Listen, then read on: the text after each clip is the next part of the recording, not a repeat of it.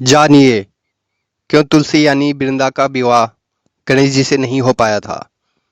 तुलसी और गणेश जी में ऐसा क्या हुआ था कि सबसे पवित्र पौधा होने पर भी गणेश जी को तुलसी नहीं चढ़ाई जाती है। एक बार भगवान शंकर और देवी पार्वती के बीच भगवान गणेश और कार्तिकेय के विवाह के बारे में बातचीत हो रही थी। गणेश जी उस समय विवाह नहीं करना चाहते थे और आजीवन कभी भी विवाह नहीं करने का मन बना चुके थे।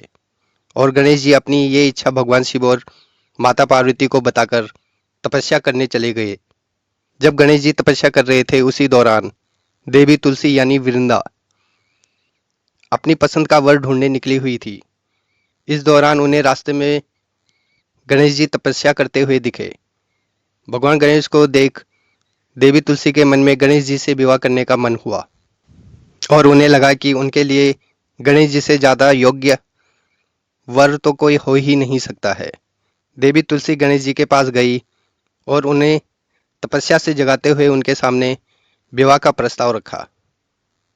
देवी तुलसी की वजह से गणेश जी की तपस्या भंग हो गई।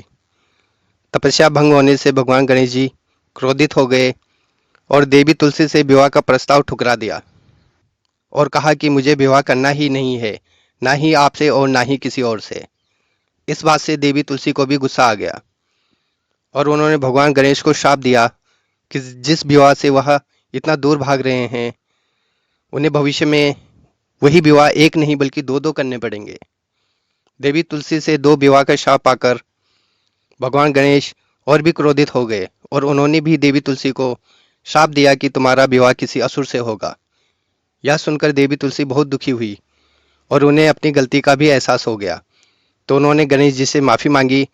देवी तुलसी को माफ़ी मांगते हुए और रोते हुए देखकर गणेश जी को भी उन पर दया आ गई और गणेश जी ने देवी तुलसी को माफ़ कर दिया और कहा कि अब श्राप तो वापस नहीं लिया जा सकता, लेकिन मैं तुम्हें ये वरदान देता हूँ कि तुम्हारा विवाह भगवान श्री हरि विष्णु से भी होगा और भविष्य में तुम्हें तुलसी के नाम से सबसे पवित्र और पूजनीय पौधा माना जाएगा, लेकिन तुम्हें मेरी पूजा में शामिल नहीं किया जाएगा।